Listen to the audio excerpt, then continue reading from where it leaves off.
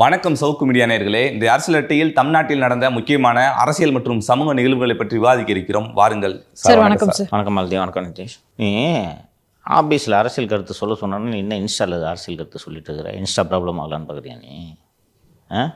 Insta பிரபலம் ஆவார், அப்புறமா அவர் எம்எல்ஏ ஆவார்.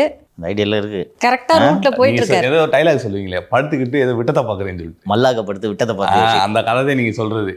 சரி, நிகழ்ச்சிக்கு போயிடலாம். தொடர்ந்து இபிஎஸ் அவர்கள் வந்துட்டு டிஜிபி விவகாரத்தை தொடர்ந்து பேசிகிட்டு இருக்காரு. பொறுப்பு டிஜிபி போட்டிருக்கனால தான் தமிழ்நாட்டில் சட்ட ஒழுங்கு சரியில்லை அப்படின்னு சொல்லிட்டு ஒரு குற்றச்சாட்டு முன் வச்சார் சார். இதற்கு பதிலளிச்ச ரகுபதி அவர்கள் சொல்லியிருக்காரு, நீங்கள் இருக்கப்போ பொறுப்பு டிஜிபி இருந்துச்சு, நீங்களும் அதை பற்றி பேசலாமா? ராமானுஜம் போன்றவர்களெல்லாம் செல்வி ஜெயலலிதா பொறுப்பு டிஜிபியாக தான் போட்டிருந்தாங்க. ஸோ இந்த கல்ச்சர் ஆரம்பிச்சதே அதிமுகன்னு குற்றம் சாட்டுறாரு சார். உண்மை மறுக்க முடியாது. ஃபஸ்ட்டு இந்த மினிமம் டென்யூர் இருக்குல்ல, ரிட்டையர்மெண்ட் ஏஜ் என்னவாக இருந்தாலும் அப்பாயிண்ட் பண்ண டேட்லேருந்து 2 வருஷம் இருக்குல்ல, அதை முழுமையாக அனுபவித்தவர் ராமானுஜம். 60 ஆயிடுச்சு, இன்றைக்கி ரிட்டையர் ஆகிற அன்றைக்கி அப்பாயின்மெண்ட். அதுக்கப்புறம் தான் இந்த யூபிஎஸ்சிக்கு பேனலில் அனுப்புறதெல்லாம் இவால்வ் ஆகுது, புரியுதா? அப்போ வெறும் ஜட்ஜ்மெண்ட்டு, பிரகாஷிங் ஜட்ஜ்மெண்ட் மட்டும் இருந்துச்சு. இந்த மாதிரி யாரை ஹெச்ஓபிஎஃபாக போடுறீங்களோ அவருக்கு 2 வருஷம் அப்படின்னு சொன்னோன்னே இதோ போடுறேன் பாருன்ட்டு போட்டார். அந்த பதவிக்கு அவர் தகுதியானவர், மாநிலத்தை செம்மையாக வைத்திருந்தார், தன்னலம் பாராதவர் அப்படின்றதெல்லாம் வேறு. ஆனால் அது தவறு. ஓகே, பொறுப்பு டிஜிபியாக ஜெயலலிதா நியமித்து தவறு, ரைட்டு. நீங்கள் அதே தப்பு பண்ணுறீங்க. 2 தப்பு சரியாயிடுமா? அறிவு இல்லை. அந்த ஆட்சி சரியாக இருந்தானே ஓட்டு போட்டு உங்களை உட்கார வச்சுருக்காங்க. இது ஒரு வாதம்னு தூக்கிட்டு வர்றீங்க.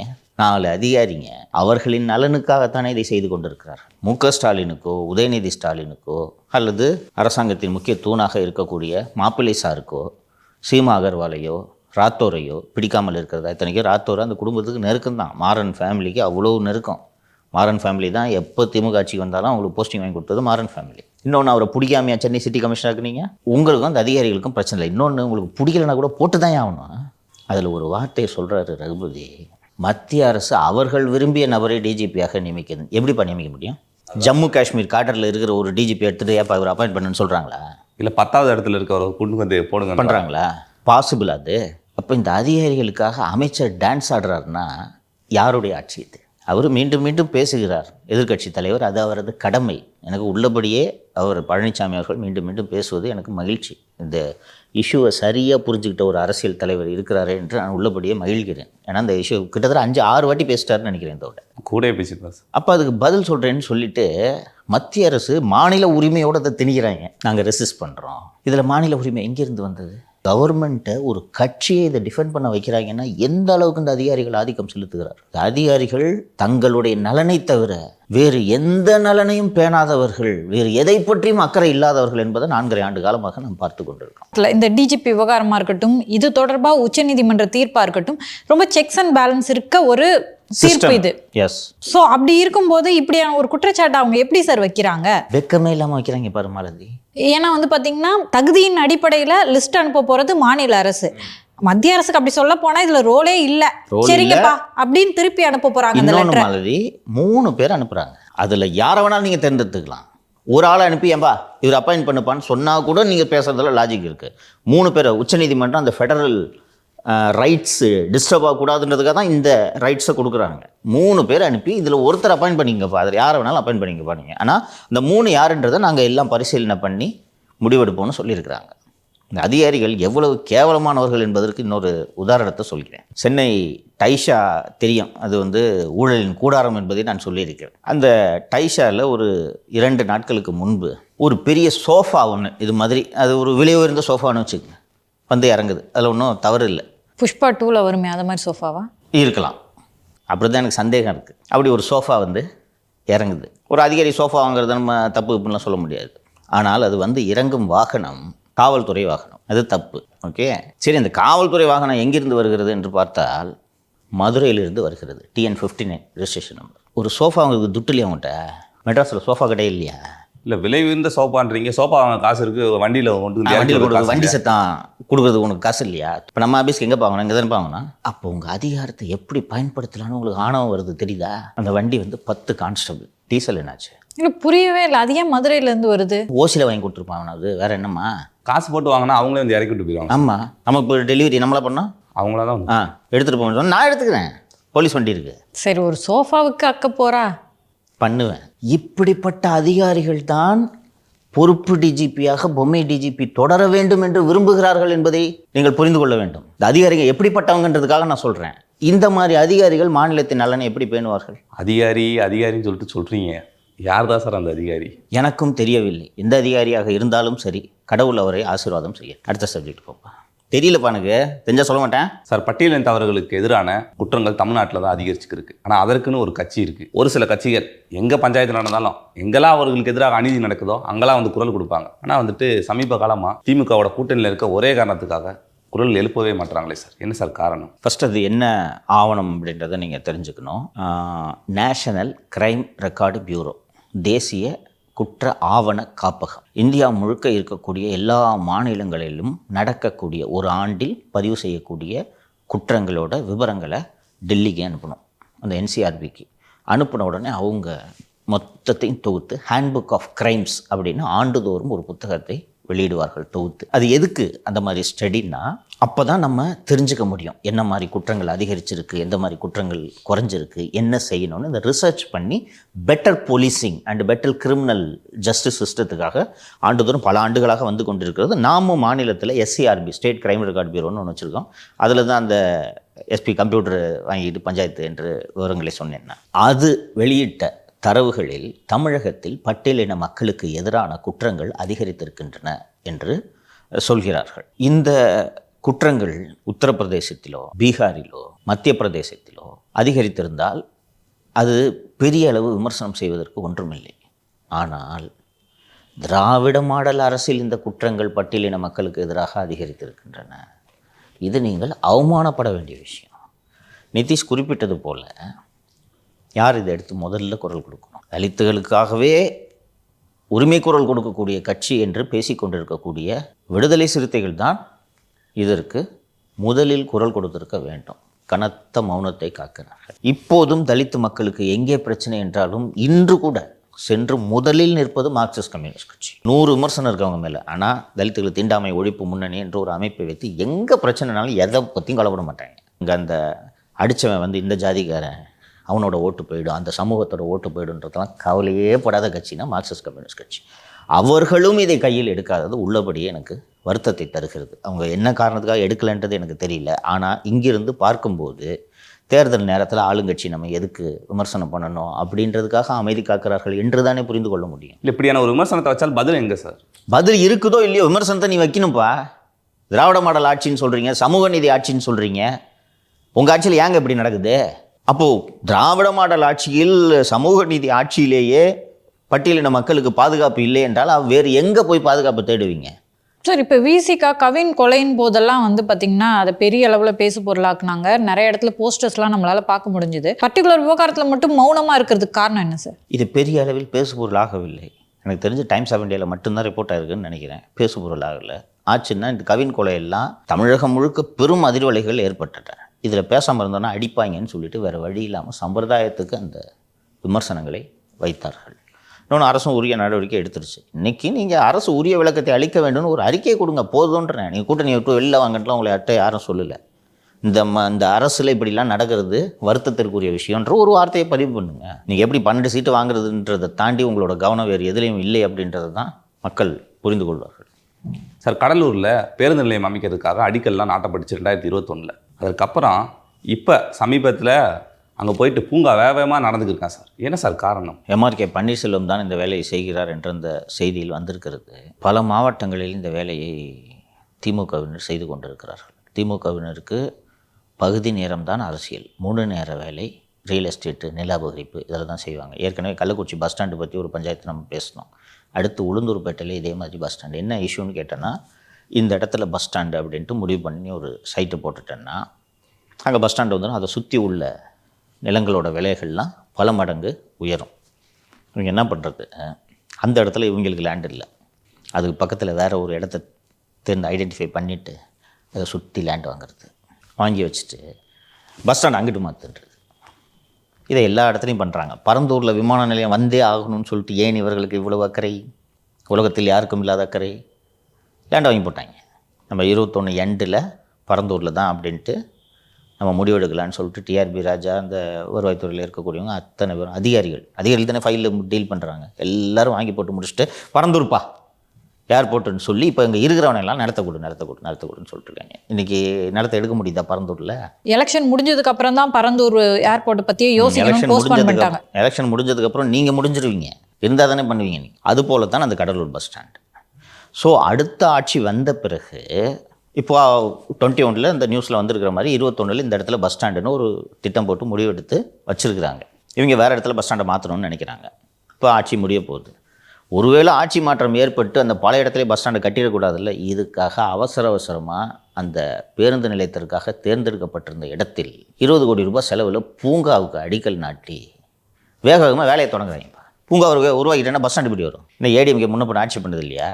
செடி எல்லாம் பிச்சு போட்டுட்டு அந்த இடத்துல பஸ் ஸ்டாண்டு புல்டோசர் விட்டு நிறைவேட்டு பஸ் ஸ்டாண்டுக்கு கொண்டு வந்தோன்னா முடிஞ்சு போச்சு. இவங்க தான் பூங்கா பராமரிக்கிற லட்சணம் தெரியும்.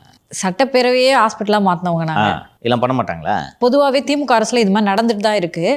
மல்டி ஸ்பெஷாலிட்டி ஹாஸ்பிட்டல் வந்து தூத்துக்குடியில் கட்டியிருக்காங்க. அதை இப்போ வந்து மகப்பேறு மருத்துவமனையாக மாற்றிட்டாங்க. இந்த ஆட்சி எவ்வளோ ஒரு அவலமான ஆட்சி என்பதற்கு இந்த செய்தி ஒரு சரியான உதாரணம். அங்கே இருக்கவங்களுக்கு மகப்பேறு மருத்துவமனை தேவைப்படுது, அதனால இதை வந்து அப்படி மாற்றினாங்க அப்படின்னா கூட பரவாயில்லைங்க சார்.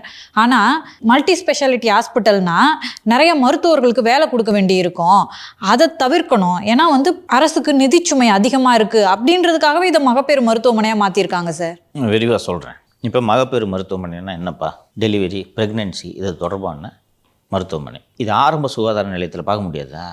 இன்றைக்கி தமிழகத்தில் இருக்கக்கூடிய எல்லா ஆரம்ப சுகாதார நிலையங்கள்லேயும் ப்ரெக்னென்சி, டெலிவரி தொடர்பான எல்லா வசதிகளும் இருக்குது.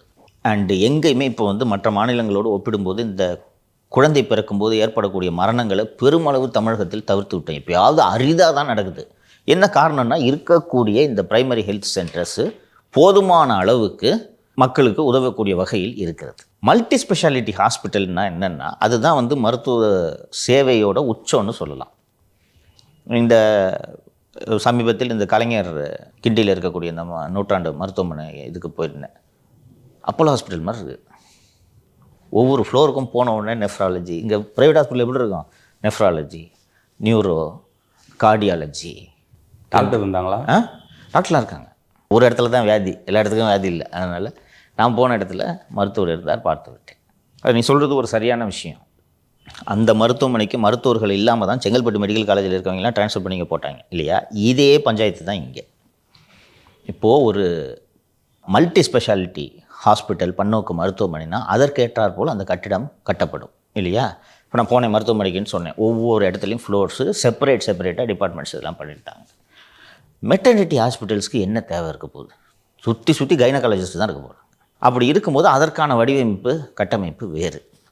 கட்டிட்டாங்கப்பா. கட்டி முடித்த பிறகு புதிய பணியிடங்களை உருவாக்க வேண்டும் அல்லவா? இந்த கவர்மெண்ட்டோட முழக்கமே பேர் வச்சியே சோறு வச்சியா தான். புதிய பணியிடங்களை உருவாக்க காசு இல்லை, மருத்துவர்களை நியமிக்க காசு இல்லை. இதுக்கு என்ன பண்ணுறாங்க? மல்டி ஸ்பெஷாலிட்டியாக கட்டின ஹாஸ்பிட்டலில் மெட்டர்னிட்டி ஹாஸ்பிட்டலாக மாற்றுறாங்க. எங்கேயாவது நடக்குமா இந்த அநியாயம்? திமுக எம்பி திருமதி கனிமொழியோட தொகுதி அது. அவங்க இருக்கும்போது அவங்க தொகுதியிலே இந்த மாதிரி ஒரு பஞ்சாயத்து நடக்குதுன்றது அவர்களுக்குத்தான் அவமானம். இதுவுமே வந்து இபிஎஸ் ஆட்சியில் இருக்கும்போது ஆரம்பித்த மருத்துவமனையாங்க. இங்கே எதை ஆரம்பிச்சிருக்காங்க? இந்த புதிய மருத்துவமனைக்கு மருத்துவர் பணியிடங்களை உருவாக்க பணம் இல்லை, மருத்துவர்களை நியமிக்க பணம் இல்லை இல்லையா? அப்படி இருக்கும்போது கிண்டியில் எதுக்காக சில்ட்ரன்ஸுக்கு மல்டி ஸ்பெஷாலிட்டி ஹாஸ்பிட்டலை உருவாக்குற நீ? எக்ஸிஸ்டிங் கிங் இன்ஸ்டியூட்டை இடிச்சிட்டு அதை உருவாக்கணும்னு துடிக்க வேண்டிய நோக்கம் என்ன? வேகமாக டெண்டர் விட்டு அதில் ஒரு பெரிய அமௌண்ட்டை பார்க்கணுன்ட்டு மாசு துடிக்கிறாருன்றதை தாண்டி, இன்னொன்று அவர் தொகுதியில் இது வருதுன்றதை தாண்டி வேறு எதுவும் இல்லை. இன்னும் டெண்டர் விடல, இறுதி முடிவு எடுக்கப்படவில்லை. அதற்குள் அந்த எக்ஸிஸ்டிங் கிங் இன்ஸ்டியூட்டை இடிக்கிறதுக்கு போய் விசிட் பண்ணிட்டு வந்துருக்குறேன். எங்கேயாவது இந்த மாதிரி கேள்விப்பட்டிருக்கியா நீ? தூத்துக்குடி மாவட்டத்தில் அங்கே திருநெல்வேலியில் இருக்குது மெடிக்கல் காலேஜ் இருக்குது, தூத்துக்குடியில் மெடிக்கல் காலேஜ் இருக்குது. ஒரு மல்டி ஸ்பெஷாலிட்டி ஹாஸ்பிட்டல் யூபி போன்ற பெரிய மாநிலங்களிலே பார்த்தா, தலைநகரங்களில் பெரிய லக்னோ போன்ற பெரிய இடங்களில் மட்டும்தான் மல்டி ஸ்பெஷாலிட்டி ஹாஸ்பிட்டல் இருக்குது. மற்ற ஊர்லெலாம் சின்ன சின்ன மருத்துவமனைகள் தான் இருக்கிறது. அப்படி இருக்கும்போது இதுதானே ப்ரைடு. ஏடிஎம்கே பீரியடில் கொண்டு வந்த இந்த திட்டத்தை நிறைவேற்றுறதுல உங்களுக்கு என்னையா பிரச்சனை? ப்ரைடுன்றதை தாண்டி கட்டிடங்களை கட்டிடுறீங்க, அது மக்கள் வரி பணத்தில் தான் கட்டுறீங்க. அது எப்போ முழுமை பெறும்னா சரியான மருத்துவர்களை போட்டு அதை நிர்வகிக்கும் போது தான். தென்காசி கலெக்டரேட் எப்படி இருக்குன்றதை பார்த்தீங்களா? இதுதான் இந்த ஆட்சி.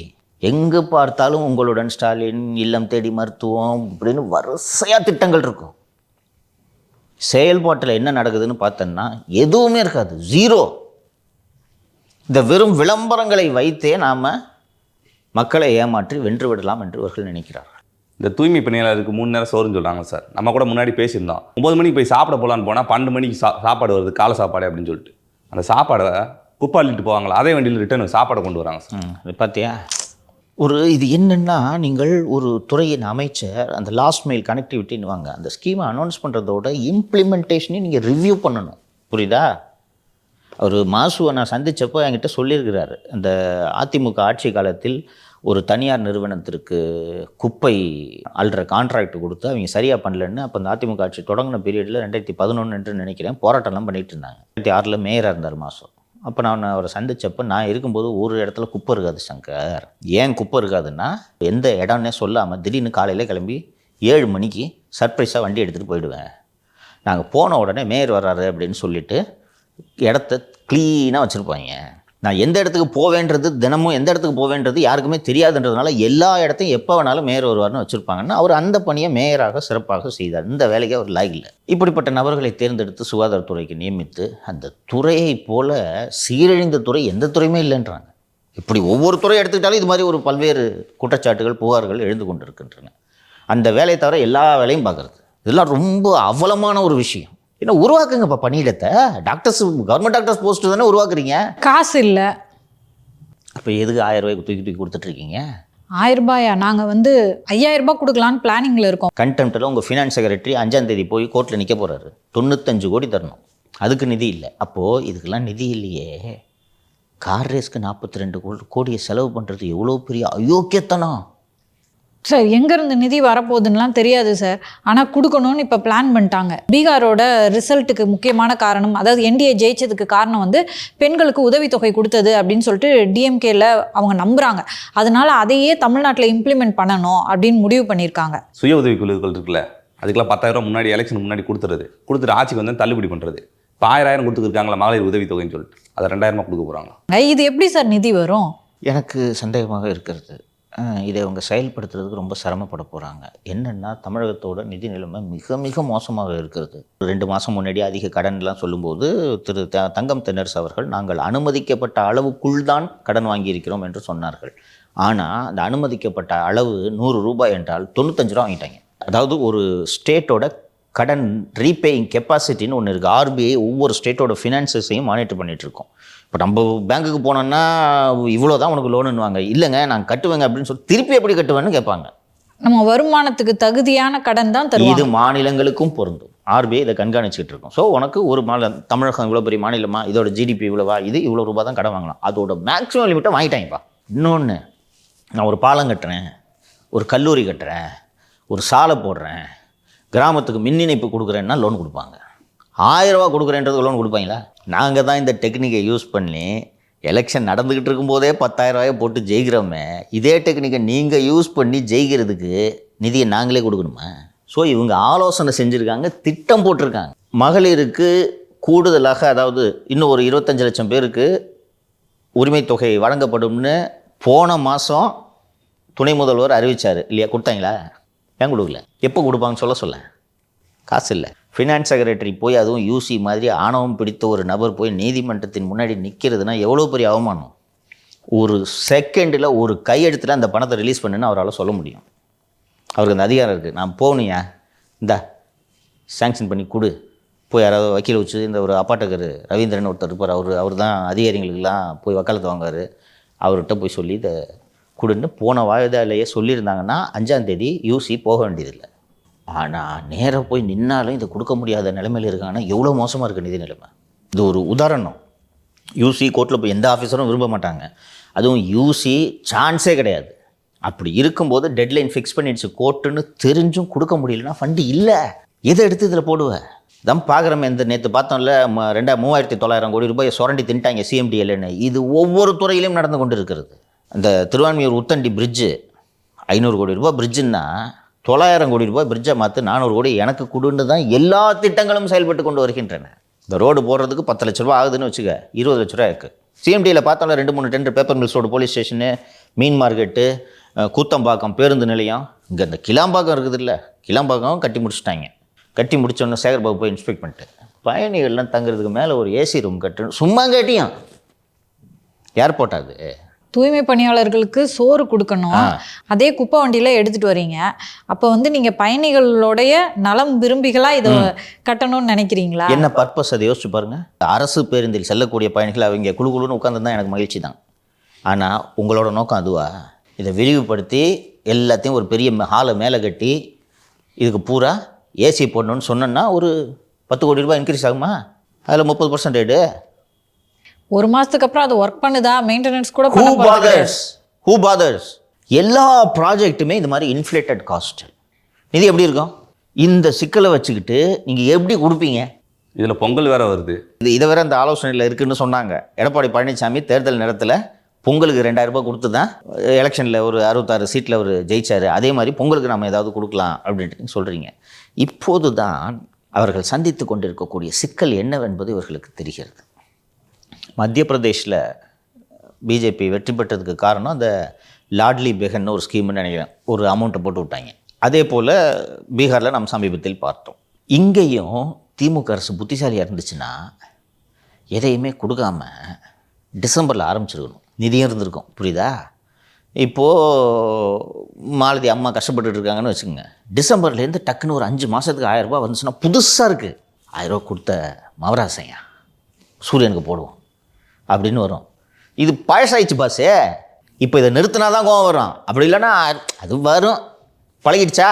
இப்போ நீ காலேஜில் படிச்சுக்கிட்டு இருந்த, வந்த புதுசில் மாதம் சம்பளம் வாங்கும்போது ஐயோ இவ்வளோ காசுன்னு இருந்துச்சா? இப்போ பழகிடுச்சா? இதுக்கு தகுந்த மாதிரி உன் செலவு ஏறிடுச்சா?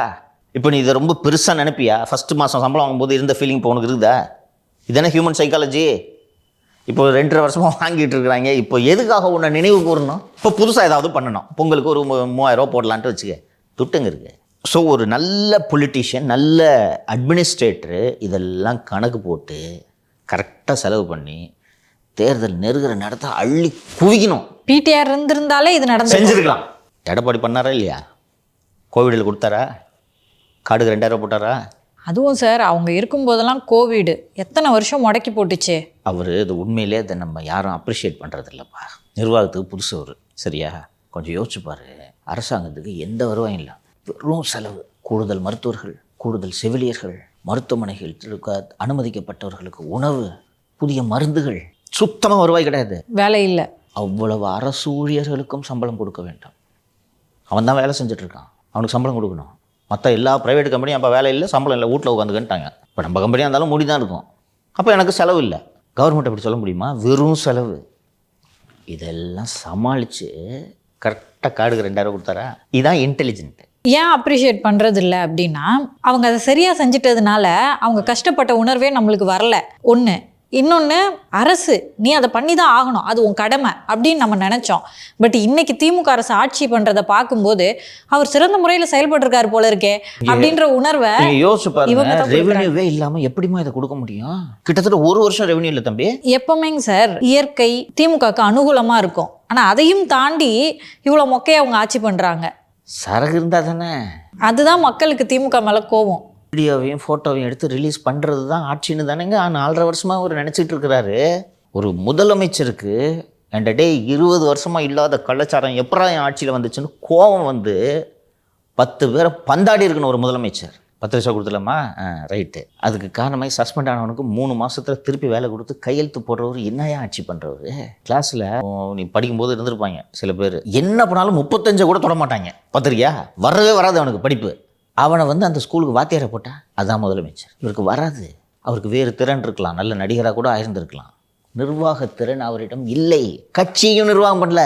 நடிகராக இருக்கான்னு சொல்லாதீங்க சார். அந்த படத்தை பார்த்தேன், அதுக்கப்புறம் ஒரே ரத்தமா? ஆமாம். எப்போ அது காவியத்தை போய் பொசுக்குன்னு இப்படி சொல்லிட்டேன். நீங்கள் விளம்பரம் பண்ணி பண்ணி ஒருத்த வந்து படம் பார்க்கணும்னு பார்த்தேன், அதுக்கே முடியல. நீங்கள் வேற இம்ப்ரூவ் ஆகிருப்பாருப்பா. 10 வருஷமாக நடிச்சு அவங்க பையன் இன்னும் கூட இம்ப்ரூவ் ஆகல. இன்னொரு 5 வருஷம் நடிச்சாருன்னா இம்ப்ரூவ் ஆவார். அது மாதிரி இம்ப்ரூவ் ஆகிருப்பார். வேறு திறமையும் இருக்கணும், நான் அதுன்னு சொல்லலை. இதுக்கு அவர் சரிப்பட்டு வரமாட்டார். அதனால இவர் நல்லவர். சரி இருக்கட்டும். இருந்தாலும் கருணாநிதி மகன்றதுக்காக 8 கோடி ஜனங்க அவஸ்தைப்படக்கூடாது, புரியுதா? ஒன்றுமே தெரியாது எடப்பாடிக்கு வரும்போது. அவருக்கு முன்னாடி ஜெயலலிதா ஆட்சியில் ஐவேஸை பார்த்துட்டு இருந்தார், பிடபிள்யூடியை பார்த்துருந்தார். ஏரியை பற்றி ஏதோ தெரியும்னு வச்சுக்க, லாண்ட் ஆர்டர் பார்க்கணும், இன்டெலிஜென்ஸ் பண்ணி, இதெல்லாம் தெரியாததுனால தான் அந்த ஸ்லிப்பு விட்டது. அதான் அந்த தூத்துக்குடி துப்பாக்கி சுடுக்கலாம் சார். திமுக காலில் சலங்கை கட்டி ஆடினாங்க. அதுக்கப்புறம் அவங்களுக்கே போஸ்டிங் கொடுத்து டிஜிபி ரிட்டையராகவே ஆகிட்டார் அவர். சைலேஷ்குமார் யாதவ் தெரிஞ்சு கொடுக்குறாங்க ப்ரமோஷன். இப்போ நீங்கள் என்ன நிர்வாகம் பண்ணுறீங்க? 4 மாதம் பல்ல கட்சிட்டு பொறுத்துங்க, வீட்டுக்கு அனுப்பிச்சிடலாம். அது கூட பரவாயில்ல சார். இந்த மாக்காய்க்கா போன்ற அமைப்புகள்லாம் வந்து நாங்கள் தான் அதை தலைமை தாங்கி நடத்தணுன்றாங்க, நடத்துனாங்க. அப்போ அவங்க தானே இதையும் கேள்வி கேட்டிருக்கணும். இது நீங்கள் எவ்வளவு கோபமாக இந்த அரசை நீங்கள் விமர்சித்திருக்க வேண்டும், தேவைப்பட்டால் போராட்டம் நடத்தியிருக்க வேண்டும். நீங்கள் அந்த போராட்டத்தை அவ்வளோ பெருசாக எடுத்து ஊதுனீங்க. அந்த அதிகாரிக்கு ஒரு அரசு ப்ரமோஷன் கொடுக்குது, அமைதியாக இருக்கீங்க. இப்போ உங்கள் நேர்மை என்னன்றது தெரியுதா? இதனால தான் இன்றைக்கி மக்கள் உங்களை உதாசீனப்படுத்தி திமுகவிடம் தட்டேந்தி பிச்சை எடுத்து வாழ்ந்து கொண்டு இருக்கிறீர்கள். இதுதான் உங்கள் நிலைமை. சமூகமும் காலமும் உங்களை சரியான இடத்தில் வைத்திருக்கிறது. எல்லாம் பெரிய இன்டெலெக்சுவல்னு நினச்சி சுற்றிட்டு இருப்பாங்க. நமக்கு தெரிய இவங்க எல்லாம் பாமரர்கள். நாம் லோகாயதவாதம் பேசுகிறோம், உலக பொருளாதாரத்தை பேசுகிறோம். கோவனுக்கெல்லாம் வந்து திமுக கொடுத்துருக்க ப்ராஜெக்ட்டு அட்டாக் விஜய், அதுக்கு மட்டும்தான் வெளியே வருவார். அடுத்ததாக வந்துட்டு மதுரையிலையும் கோவையிலையும் அந்த மெட்ரோ திட்டம் மாதிரி தான் இருந்துச்சு. அதுக்கு மத்திய அரசு அனுமதி தரல. அதை வந்து திமுக அரசு கட்டி உருள்றாங்க. ஆனால் முதலமைச்சர் அவர்கள், பிரதமர் மோடி அவர்கள் அனுமதிச்சாங்கன்னா நான் நேரிலே வந்து பார்க்குறேன் அது சம்மந்தமாக அப்படின்லாம் சொல்லியிருக்காரு. ஒரு 3 அல்லது 4 நிகழ்ச்சிகளுக்கு முன்னால் சொன்னேன், தமிழக தேர்தலை பிஜேபி வெர்சஸ் டிஎம்கே என்று மக்களவைத் தேர்தல் போல் மாற்றுவதற்கு திமுக முனைகிறதுன்னு நான் சொன்னேன். ரைட்டா? அது தெரியுதா? அன்றைக்கி அந்த மெட்ரோ லெட்டர் வெளியாகி அது சர்ச்சையான அன்று மறுநாள் திமுக கூட்டணி கட்சியினர் போராட்டம் நடத்தினாங்க. ஞாபகம் இருக்கா? தமிழகம் முழுக்க போராட்டம். கரூரில் செந்தில் பாலாஜி எல்லாம் பெரும் போராட்டத்தை நடத்தி வஞ்சிக்கிறது என்று சொன்னார். அண்டு இந்த சென்ட்ரல் கவர்மெண்ட்டு கொடுக்கல. நான் சொல்கிறேன், நீங்கள் இந்த பூனா, நாக்பூர் போன்ற இடங்களுக்கெல்லாம் இதை விட குறைவான மக்கள் தொகை இருக்கிற நகரங்களுக்கு கொடுத்துருக்குறீங்க, இங்கே நீங்கள் கொடுக்கல. அதனால் அது ஓர வஞ்சனை தான், அதை இல்லை என்று சொல்லவில்லை. போல் பல திட்டங்களுக்கு மத்திய அரசு ஓர வஞ்சனை செஞ்சுருக்குதே. அப்போல்லாம் நான் நேராக வந்து சந்திக்கிறேன்னு சொன்னீங்களா? ஸோ இதை பொலிட்டிசைஸ் பண்ணுறாங்க. தெரியுதா? நீங்கள் ஒரு சாதாரணமாக கடிதம் எழுதி அதோட நிறுத்திருக்கலாம். ஆனால் இதில் பொலிட்டிக்கல் எலிமெண்ட் ஆட் பண்ணணுன்றதுக்காக தான் நான் தேவைப்பட்டால் நேராக வந்து சந்திக்க தயாராக இருக்கிறேன், இடியை அனுப்பிவிடாதீர்கள் அப்படின்றது தான் அதோட மீனிங்க. ஸோ இப்போ இதை பொலிட்டிசைஸ் பண்ணி பிஜேபி வர்சஸ் டிஎம்கே என்ற நரேட்டிவை கட்டமைக்கிறதுக்காக முயல்கிறார்கள். இது பிஜேபி தான் பதில் சொல்லணும். அதில் ஒன்றும் எனக்கு எந்த விதமான சந்தேகமும் இல்லை. அவங்க மாநிலம் தேர்தலை சந்திக்கிறது, அந்த மாநிலத்துக்கு நீங்கள் இப்படி மறுத்தீங்கன்னா, உங்கள் அதிகாரிகள் மறுக்கிறாங்கன்னா, அப்புறம் நீங்கள் இங்கே வந்து உங்களுக்கு எதுக்கு ஓட்டு போடணும்? திமுக சொல்கிறது கரெக்டு தானே? சீக்கிரம் சொல்லுவாங்க சார். அதான் ஆனந்தி சீனிவாசன் அவர்கள் சொல்லிட்டாங்களே, இபிஎஸ் அவர்கள் முதலமைச்சர் ஆனவுடன் திட்டம் நிறைவேற்றப்படும். அப்போ மெட்ரோ வேணும்னா கோவை, மதுரை மக்கள் என்டிஏ கூட்டணிக்கு வாக்களிக்க வேண்டும் என்பது தான் வானதி அவர்கள் சொல்வது. சார், சமீபத்தில் இந்த திமுகவோட கூட்டணி பேச்சுவார்த்தை தொடங்கிறதுக்காக ஒரு ஐவர் குழு அமைச்சாங்க. அந்த ஐவர் குழு முதலமைச்சர் அவர்களை சந்திக்க இருக்கிறதா செல்வப்பிள்ளை அவர்கள் சொல்லியிருக்காரு சார். நேற்று அந்த குழுவின் கூட்டம் சத்தியமூர்த்தி பவனில் நடைபெற்றது. சத்தியமூர்த்தி பவனா சரவண பவனவா? சத்தியமூர்த்தி பவன் தான் சார். சரவண பவன் சொல்லுங்க சார். இதுதான் ஏதோ ஒரு பவன் நேற்று. ஸோ அந்த சத்தியமூர்த்தினா யாருன்னு தெரியுமா? நம்ம எடிட்டர். தெரியும், இப்படி தான் சொல்லுவேன்னு தெரியும் எனக்கு. இப்போ படி, கூகுளில் தேடி. ஸோ கூட்டம் நடைபெற்றது. அதற்கு பிறகு முதலமைச்சரை இந்த குழு சந்திக்க இருக்கிறது என்று சிலபரந்தை அவர்கள் தெரிவித்திருக்கிறார். வேண்டும் 39 சீட்டுகள் வேண்டும் என்று கோரிக்கை வைக்கலாம் என்று அவர்கள் அந்த குழுவினர் பரிசீலித்திருப்பதாக. அந்த 39 என்னவென்றால் ஒவ்வொரு பாராளுமன்ற தொகுதிக்கும் ஒரு எம்எல்ஏ என்ற அடிப்படையில் ஒரு சீட்டு வேணும் அப்படின்ட்டு கேட்குறதுன்னு முடிவு பண்ணியிருக்காங்க. This number will come down to 25. போன வாட்டி கொடுத்த அதே எண்ணிக்கையில் தான் கொடுக்க வாய்ப்பு இருக்குது. இவங்க 39ன்னு கேட்குறதுக்கு இன்னொரு காரணம், 34 எம்எல்ஏக்கள் இருந்தால் ஒரு மாநிலங்களவை உறுப்பினர். அந்த அடிப்படையில் எங்களுக்கு குறைஞ்சது 34வது கொடுங்கன்ட்டு. 34 கொடுத்தா ஜெயிச்சிருவீங்களா? 39 கொடுத்தா 34 ஜெயிச்சிருவீங்களா? நீங்கள் பீகார் தான் உங்கள் லட்சணத்தை பார்த்தோமே. ஒருவேளை போன வாட்டி கொடுத்ததே கொடுத்தாங்கன்னா ஒரு ராஜ்யசபா சீட்டு கேட்கலான்னு சொல்லிட்டு கேட்பாங்க. அது ஃபேர். நான் இந்த சிதம்பரம் ட்வீட் சொன்னேன்ல, நான் அதான் அவருக்கு அடுத்த டென்யூர் வேணும். ரைட்டாக? இப்போ காங்கிரஸில் ஏற்கனவே இந்த மக்களவை தேர்தலுக்கு முன்பாகவே ஒரு பெரிய யூபி எலெக்ஷனுக்கு பிறகு என்று நினைக்கிறேன், ஒரு காங்கிரஸில் ஒரு ஸ்ட்ரக்சரு மீண்டும் தோல்வி சந்திச்சுட்டு இருக்கோம், ஒரு மறு ஆய்வு பண்ணணும்னு சொல்லிட்டு திரு ஏகே ஆண்டனி தலைமையில் ஒரு குழு ஒன்று அமைக்கப்பட்டு, அந்த குழுவோட பரிந்துரைகளில் ஒன்று, ஒரு குடும்பத்தில் ஒருத்தருக்கு தான் பதவி. குடும்பத்தில் யாருக்குமே பதவி இல்லை அப்படின்ட்டுலாம் சொல்ல முடியாது. ஏன்னா வாரிசுகள் வருகிறார்கள், நம்ம ஒன்றும் பண்ண முடியாது. அப்புறம் கட்சி தலைமையோ வாரிசு தலைமை தானே. அதனால் குடும்பத்தில் ஒருவருக்கு தான் பதவி என்று, அதாவது எம்எல்ஏ ஆர் எம்பி அப்படின்ட்டு முடிவு பண்ணியிருந்தாங்க. இங்கே அப்பா பையன் 2 பேரும் எம்பியாக இருக்காங்க. ரைட்டா? ஸோ இதன் காரணமாக அல்லது இதை காரணம் காட்டி இந்த சிதம்பரத்துக்கு மட்டும் திருப்பி நீங்கள் கொடுத்துக்கிட்டு இருக்கீங்கன்னு என்று யாரும் கேள்வி எழுப்பிவிடக்கூடாது என்பதற்காக உங்கள் கூட்டணியை நான் உறுதி செய்கிறேன். 30 சீட்லாம் அவங்க கேட்காம நான் பார்த்துக்கிறேன். என்ன ராஜ்யசபா சீட், அந்த அடிப்படையில் தான் அவர் சிதம்பரம் அனைவருக்கும் முன்பாக முந்திக்கொண்டு இந்த வதந்திகளுக்கெல்லாம் முற்றுப்புள்ளி, அரசல் புரசல் வதந்திகளுக்கெல்லாம் செய்திகளுக்கெல்லாம் முற்றுப்புள்ளி என்று கேட்டார். திரு சிதம்பரம் அவர்கள் ஒரு மிகச்சிறந்த அறிவுஜீவி. அவர் இங்கிலீஷ் அண்டு தமிழ் பேசுகிறத கேட்டேன்னா கேட்டுக்கிட்டே இருக்கலாம். மணிப்பிரவாளம்னா அதுதான். அந்த தமிழ் உச்சரிப்பு எனக்கெல்லாம் பார்த்தா பொறாமையாக இருக்கும். நிதானமாக அழகாக அவ்வளோ அழகாக பேசுவார். இங்கிலீஷ்லையும் அதே மாதிரி. And one of the finest lawyers, ஒரு பிரில்லியன்ட் எக்கனாமிஸ்ட். இது மாதிரி பன்முகத்தன்மை கொண்டவர். ஆனால் தொண்டர்கள்ட்ட செல்வாக்கு எவ்வளோன்னு கேட்டால் 0. சொந்த மாவட்டத்தில் நின்னா கூட டெபாசிட் வாங்க மாட்டார். இதுதான் சிதம்பரம் மற்றும் அவரது குடும்பத்தினருக்கான செல்வாக்கு. அவர்கள் வெற்றி பெறுவதற்கு திமுகவை விட்டால் வேறு வழியே இல்லை. ஸோ இல்லை, காங்கிரஸ் கட்சியோட நலன் தான் எனக்கு முக்கியம்னு சொல்லிட்டு எம்பி அவங்க வீட்டில் உட்காந்துருக்க முடியுமா? பதவி இல்லைன்னா எவனும் மதிக்க மாட்டான்றது தெரியும். அதனால தான் அவர் இந்த ஸ்டாண்ட் எடுக்கிறார். It will settle in 25. இப்போ எதுக்கு சார் அவசரமாக திமுக காங்கிரஸ் கூட்டணியை சீல் பண்ணாங்க? இன்னும் கொஞ்ச நாள் அப்படியே திரு விஜய் அவர்களை சுத்தல்லையே விட்டுருக்கலாம் இல்லையா? பண்ணியிருக்கலாமா? அர்ஜென்சி வந்துருச்சு. பீகார் தேர்தலுக்கு பிறகு நான் தான் சொன்னேன்ல, நவம்பர் 4ஆவது வாரம் வேக வேகமாக நடக்கும் என்று சொன்னேன்னா, அர்ஜென்சி வந்துருச்சு. பிரச்சாரத்தை ஸ்டார்ட் பண்ணும்ல. இன்னொன்று, நீங்கள் வேகமாக கூட்டணியை இறுதி செய்வதன் மூலமாக எதிர்முகாம் கலகலத்து கொண்டு இருக்கிறது என்பதையும் நிரூபிக்கலாம் அல்லவா? இன்னொன்று, வெயிட் பண்ணி என்ன பண்ண போகிறீங்க?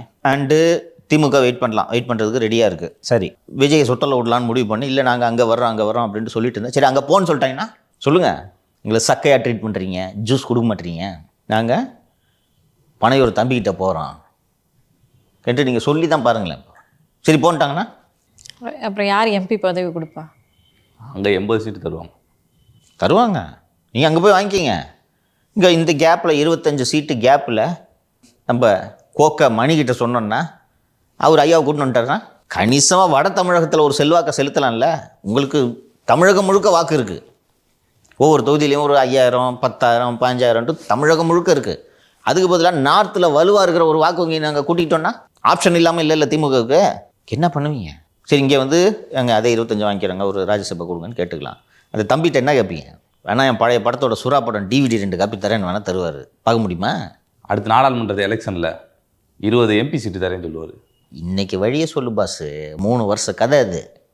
3 வருஷம் உயிர் வாழணும்ல. இன்றைக்கி திருப்பி இப்போ பீகாரில் ரவுட்டு, திருப்பி தமிழகத்துலேயும் ரவுட்டுன்னா உங்களை நம்பி இந்தியா கூட்டணியில் போட்டிட்டுறது யார் வருவா? இப்போவே உங்களை மம்தா கேஜ்ரிவாலாம் மதிக்கிறது இல்லை. தேஜஸ்வி யாதவ் ஏதோ மதிச்சுக்கிட்டு இருந்தார். அவர் உன்னால் நான் கேட்டேன்னு சொல்லிட்டு இருக்கிறாரு.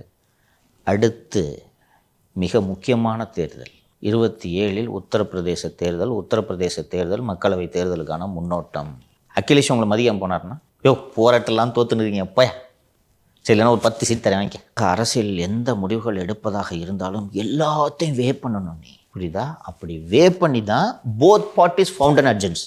மாப்பிள்ளை சார் டெல்லி சென்றதற்கு முக்கியமான காரணம், ஒருவேளை பேசிட்டாங்கன்னா இல்லை, நீங்கள் சொல்கிற மாதிரி அரசியல் வேலைகளை முடுக்கி விடணும், ஆரம்பிக்கணும்ல. சரி, எப்போ ஆரம்பிப்பீங்க? அலையன்ஸை வந்து முடிவு பண்ணாதான் அந்த வேலைகளை ஆரம்பிக்க முடியும். கான்ஸ்டியூன்சி ஐடென்டிஃபிகேஷன் இருக்குது.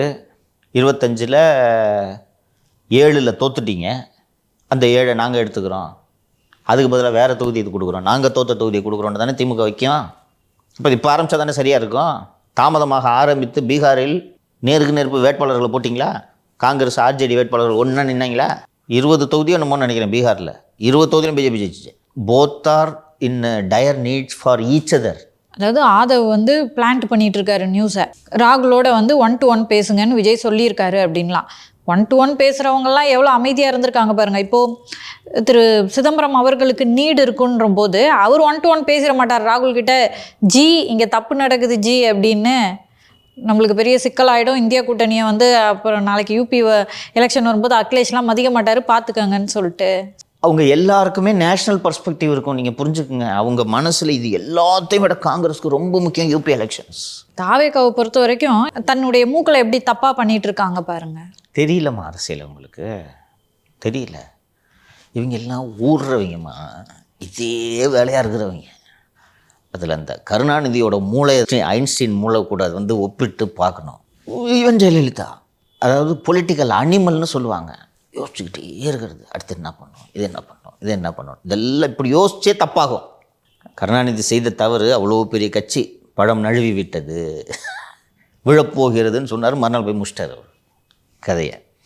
இவ்வளோ கேல்குலேட் பண்ணி திங்க் பண்ணியே ஸ்லிப் ஆகுறீங்க. ஏன்னா அவ்வளவு எளிதாக கை கொள்ள முடியாதது அரசியல். அப்படி இருக்கும்போது பிளாஸ்ட்டுன்னு சொன்னால் சிஎம் ஆயிடலான்ட்டு நினச்சின்னு இருக்கிறீங்கன்னா எவ்வளோ குழந்தைத்தனமாக நீங்கள் அரசியலை அணுகுகிறீர்கள் என்று தான் நாம் புரிந்து கொள்ள வேண்டும். கன்ஷிராம் அவர்கள் கட்சி தொடங்கும் போது சொன்னார், முதல் தேர்தல் தோற்பதற்கு, இரண்டாவது தேர்தல் அடுத்தவர்களை தோற்கடிப்பதற்கு, மூன்றாவது தேர்தல் தான் வெற்றி பெறுவதற்கு. அனுபவம், உங்களுக்கு அனுபவம் இல்லைன்றது ஒவ்வொரு நடவடிக்கையிலும் தெரிகிறது. சரி, நேற்று காஞ்சிபுரத்தில் அந்த ஜேபிஆர் கல்லூரியில் அந்த மக்கள் சந்திப்பு கூட்டம், அது ஆமாம் சார், மக்கள் சந்திப்பு கூட்டம் பேசினார், ஒரு லாங் ஸ்பீச்சு. உங்கள் இம்ப்ரெஷனை சொல்லுங்கள். அருமையாக இருந்தது சார். அப்படியா? அதில் உங்களை கவர்ந்தது எது? மக்களோட பொருளாதாரத்தை உயர்த்த போகிறேன், அதுதான் அவருடைய அந்த பேச்சில் முக்கியத்துவமாக இருந்தது. நீ சொல்லுப்பா. நோரிக்கிட்டா சார், வேற மாதிரி ஸ்பீச். அதான் அவர் கொடுத்த வாக்குறுதிகள்லாம் இருக்கு பாருங்க, உண்மையிலேயே தமிழ்நாடு டெவலப் பண்ணுறோம் அந்த மாதிரி நல்லா ஸ்பீச் வேற மாதிரி கொடுத்துட்டார் சார். அதுவும் இந்த பிளாஸ்ட்டுன்னு சொன்னார் பாருங்க, அம்சம் தூள் கிளப்பிச்சு.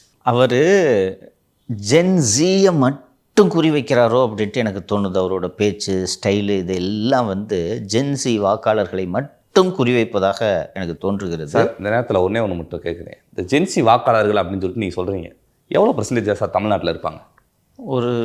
ஒரு கோடின்னு வச்சுக்கோ. இல்லை பிலோ 30. இல்லை, அதை வச்சு வெல்ல முடியுமா அப்படின்னு? முடியாது. தமிழகம் முழுக்க பரவி கிடக்கிறார்கள். ஒரு 80 lakhs இருக்கும்னு நினைக்கிறேன் நான். எக்ஸாக்டாக ஃபிகர்ஸ் தெரியல. இந்த லிஸ்ட்டு வந்தால் தெரிஞ்சிடும்னு வச்சுக்கோ. இந்த ஓட்டர்ஸ் ரிவிஷன் நடந்துகிட்டு இருக்குல்ல, அது முடிஞ்ச பிறகு ஜனவரி ஆர் பிப்ரவரியில் இறுதி வாக்காளர் பட்டியல்னு வெளியிடுவாங்க. அப்போ தான் ப்ரிசைஸ் ஃபிகர் கிடைக்கும். அரௌண்டு அந்த நம்பர்ஸ் தான் இருக்கும். எனக்கு தெரிஞ்சு சார், திரு விஜய் அவர்களே வந்து ஜென்சி மனநிலையில தான் இருக்காரு. பாசிபிள், எனக்கும் அப்படி தான் தோன்றுகிறது. பிரமாதமான ஸ்பீச்சு, நம்ம ஒரு பிரமாதமான பாயிண்ட்ஸை எடுத்து வைக்கிறோன்ட்டு திரு விஜய் அவர்கள் நம்புகிறார் என்பதை நேற்றைய அவருடைய உரை உணர்த்தியது. என்னென்னா, அந்த காரு பைக்கு இதெல்லாம் விட்டுருங்க, யாரை பார்த்து தற்கொலைன்னு சொல்கிறீங்கன்னு கேட்குறாரு. ரைட்டா? ஸ்டாலின் தற்கொலைனாரா? உதயநிதி தற்கொலைனாரா? ஆர்எஸ் பாரதி தற்கொலைனாரா? நேரு தற்கொலைனாரா? அமைச்சர் பெருமக்கள் யாராவது தற்கொலை என்றார்களா? டிஎம்கே ஐடி விங்கு சோஷியல் மீடியாவில் கிளப்பி விட்டது. Social media panchayat. ரைட்டா? சோஷியல் மீடியா பஞ்சாயத்து மேடையில் பேச வேண்டிய விஷயமா? இல்லை சார், நானும் அவர் பேசுகிறப்ப நினச்சேன், இது வந்து ஒரு தலைவராக பேசியிருக்கக்கூடாது. இப்போது நம்மளை எப்படி வண்டையாக திட்டுறாங்க சோஷியல் மீடியாவில், பார்த்துறியா? டேய், நீ இவன்ட்ட காசு வாங்கிட்ட, டே அவன்கிட்ட காசு வாங்கிட்ட, கமெண்ட்லேயே நம்ம நல்லா புகழ்கிறாங்க. என்ன? அல்லது டார்கெட்டட் அசாசினேஷன் இருக்குது. சில யூடியூப் சேனல்ஸு நம்ம மீடியா பேரை வச்சா வியூஸ் வருதுன்றதுக்காக இதையே வேலையாக வச்சுக்கிட்டு இப்படி சொன்னார் அப்படி சொன்னான்ட்டு வருது. என்னைக்காவது எடுத்து டிஸ்கஸ் பண்ணியிருக்கோம்மா? பேசிட்டுப்பேன். ஓகே, ஏன்னா அது நம்மளை அஃபெக்ட் பண்ணது இல்லை, பாதிச்சது இல்லை. பாதிக்கக்கூடாது, நம்ம பாதித்ததே இல்லை. சரி, உனக்கு வியாபாரம்ப்பா, பொழப்புப்பா, பேசிட்டு போப்பா அப்படின்ட்டு. இந்த கீழே இருக்கிற உண்மையிலேயே அரைகுறை அறிவு வளர்ச்சி உடையவர்கள் தான் இப்படி விமர்சனம் செய்து கொண்டு இருப்பார்கள். ரைட்டா? திரு ஆர்எஸ் பாரதி பார்த்தீங்கன்னா காக்கா கூட்டம் அப்படின்னாரு.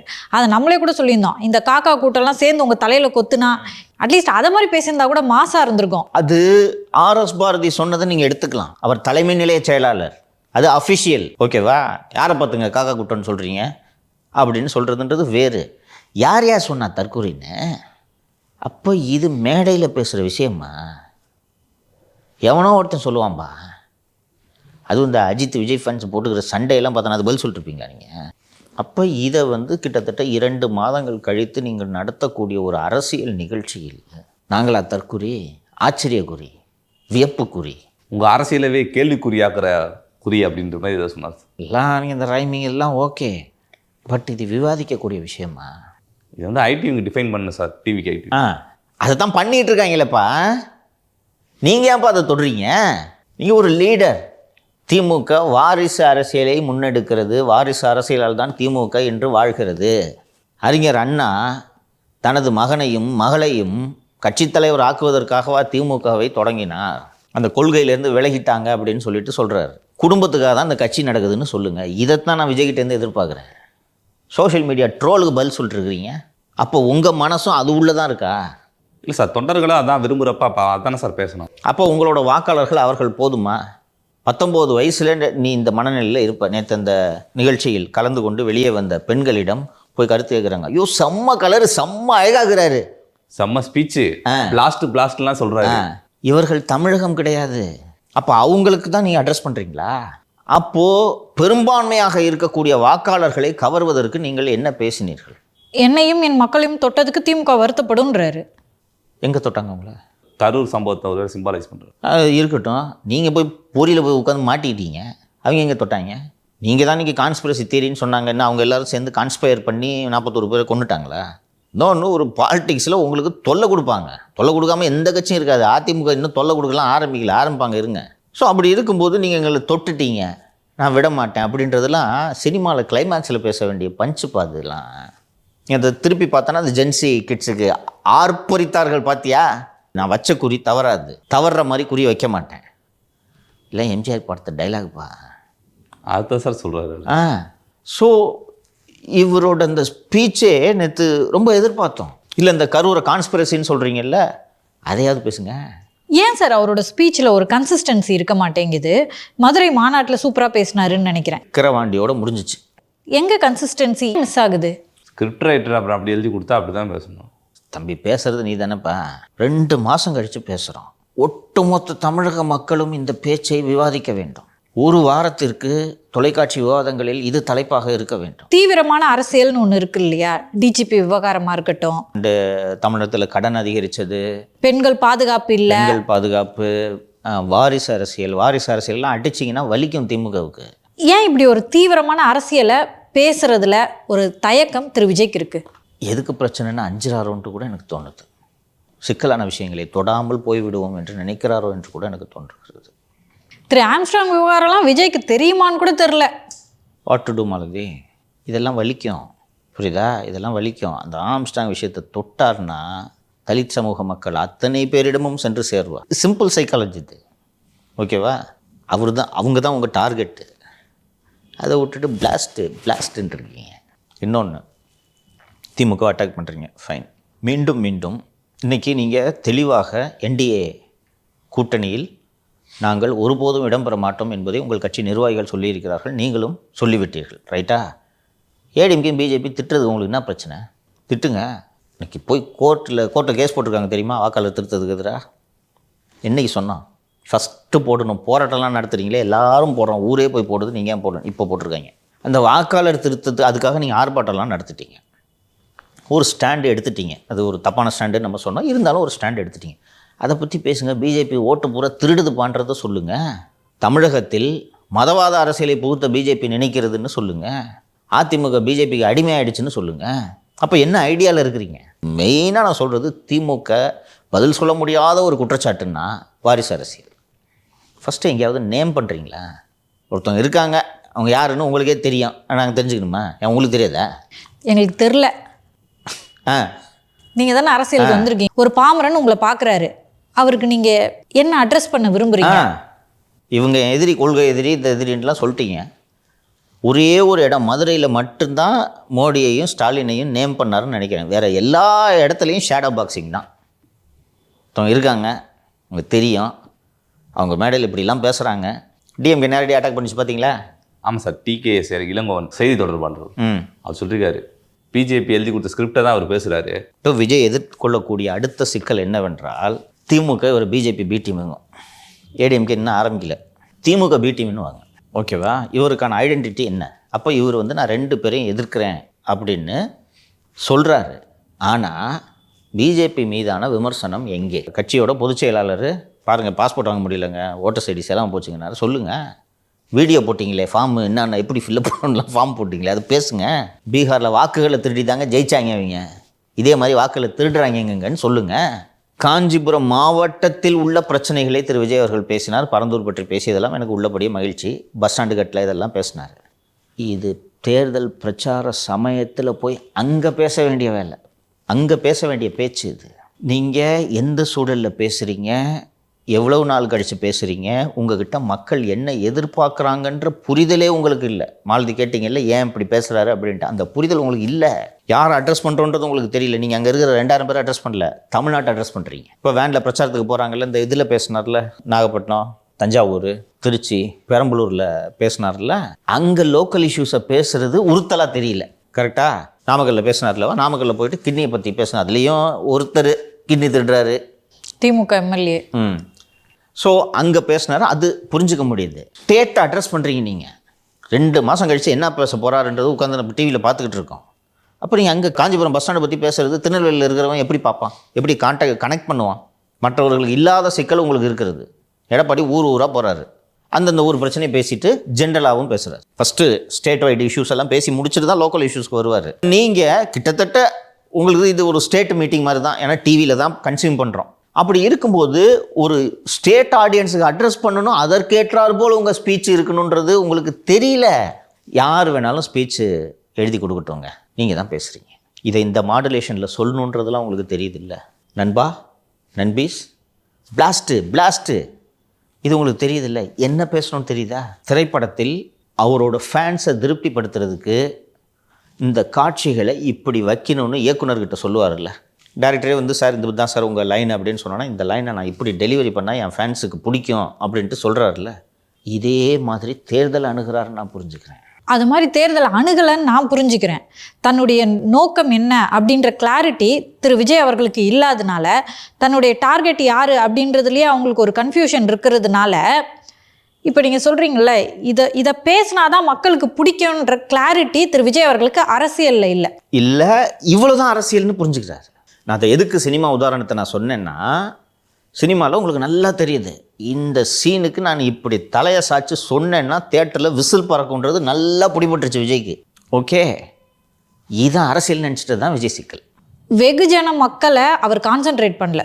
வெகுஜன மக்களை கான்சன்ட்ரேட் பண்ணலன்றதை விட வெகுஜன மக்கள் அத்தனை பேரும் நமது ரசிகர்கள்னு முடிவு பண்ணிட்டான். அந்த அரங்கத்தில் இருந்தாங்களா 2000 பேர், இதுதான் 6 கோடி வாக்காளர்கள்னு முடிவு பண்ணது தான் விஜய் அவர்களோட பிரச்சனை. நீங்கள் சொல்கிற இந்த பைக்கு காருன்றதெல்லாம் என்னை இம்ப்ரெஸ் பண்ணாது. திமுகவை திட்டு, கிளாரிட்டி கொடு. நான் மைனாரிட்டி, இப்போது நான் திமுக கூட இருக்கிறேன், என்ன கன்வின்ஸ் பண்ணி உங்கள் கூட வர வைக்கணும். அப்போ பிஜேபி ஈக்குவலாக திட்டுங்க, நான் வர்றேன். இப்போ ஒரு இஸ்லாமிய சமூகத்தை சேர்ந்தவனான எனக்கு நேற்றைய உரையில் என்ன செய்தி இருக்கிறது? நான் இப்போ திமுக கிட்டேருந்து மைக்ரேட் ஆகணும். ஏன் மைக்ரேட் ஆகணும்? மைக்ரேட் ஆகிற மாதிரி என்ன பேசுனீங்க? ஸோ ஒட்டுமொத்த பேரையும் இது போதும்னு நினைக்கிறாரு. அங்கே அந்த உள்ளே இருந்த அந்த அரங்கத்தில் இருந்த அந்த கூட்டம் என்ன பேசினாலும் சிலாகிக்கிற கூட்டம். அந்த கூட்டம் வந்து ஒவ்வொருத்தருக்கும் வீடு, ஒவ்வொரு வீட்லேயும் பைக்கு, ஒவ்வொருத்தருக்கும் டிகிரி, முடிஞ்சா காரு அப்படின்னு சொல்கிறது சாத்தியமோ இல்லையோ அந்த கூட்டம் கைத்தட்டும். நான் நீங்கள் உட்காந்துட்டு காரா எப்படி கொடுப்பீங்க அப்படின்னு தான் நான் கேட்பேன்.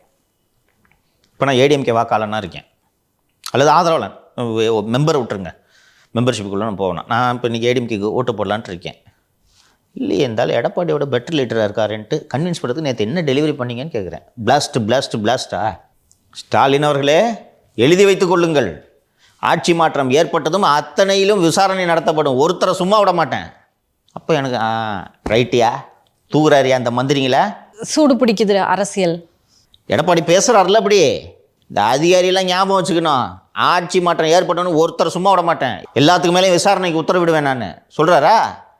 அப்போ ஒரு நியூட்ரல் வாக்காளர் எனக்கு ஆமாம் இவனுங்கெல்லாம் ஜெயிலுக்கு போகணும் இது பண்ணுறேன்றாரு அவர். நீங்கள் என்ன டெலிவரி பண்ணீங்க? அரசியல்வாதி ஊழலை என்னால் தட்டி கேட்க முடியாது. அந்த பவர் அரசியல்வாதியான உங்ககிட்ட இருக்கு. உங்கள் வேலை என்னமோ அதை செய்வேன்னு சொல்லுங்கள். உங்ககிட்ட நாங்கள் எதிர்பார்க்குறது நல்ல ஆட்சி, நல்ல நிர்வாகம். ஸோ 3 போர்ஷன்களாக விஜய் அவர்களோட உரையை பிரித்தால், முதல் போர்ஷன் யாருக்கு கொள்கை இல்லைன்னு சொல்கிறீங்க, எங்களுக்கா கொள்கை இல்லைன்னு, கொள்கை tiffin that is right.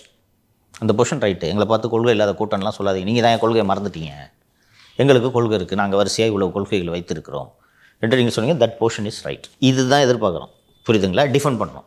Okay, இந்த தற்குறி தேவையில்லாத வேலை. அடுத்த போர்ஷன், தேர்ட் போர்ஷன் இந்த காரு. அடுத்த போர்ஷன் வந்து இந்த உள்ளூர் பிரச்சனைகள், காஞ்சிபுரம். நீங்கள் நல்லா கவனித்து பார்த்தீங்கன்னா, இந்த ஊர் மக்களின் பிரச்சனைகளை பேசும்போது பேப்பரை பார்த்து படிக்கிறார், பஞ்ச் டைலாக்லாம் சந்தோஷமாக சொல்கிறார், இன்னும் நடிகராகவே இருக்கிறார். இது கிட்டத்தட்ட ஒரு 7-8வது நிகழ்ச்சி என்று நினைக்கிறேன்.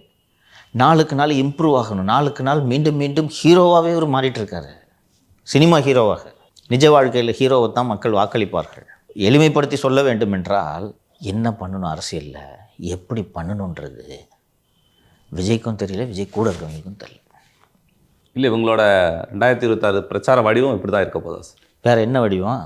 வடிவம் கூட ஓகே சார், நெருக்கடி கொடுக்குறாங்க, அதில் பேசுகிறத இன்னும் கொஞ்சம் ஷார்ப் பண்ணாருன்னா நல்லா இருக்கும். அதைத்தான் ஒரு அரசியல்வாதியாக திரு விஜய் கிட்ட நம்ம எதிர்பார்க்கறது.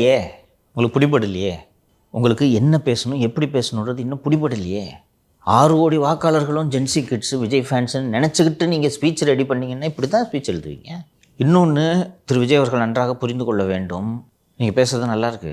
சிகப்ப கலராக இருந்தார் அப்படின்னு சொல்லிட்டாங்க. அந்த சிகப்ப கலராக இருக்கிறவர் 234 தொகுதியில் நிற்க போகிறது இல்லை. இப்போ இந்த பட்டினப்பாக்கம் தொகுதிக்கு சிகப்பா கலராக இருக்கிற ஒரு வேட்பாளர்னா மொத்த பேரும் ஓட்டு போட்டுறாங்க. எங்கள் எதிர்க்கு நிற்க எவனுமே ஜெயிக்க மாட்டேங்க. நான் சொல்கிறேங்க, there is nobody to match Vijay.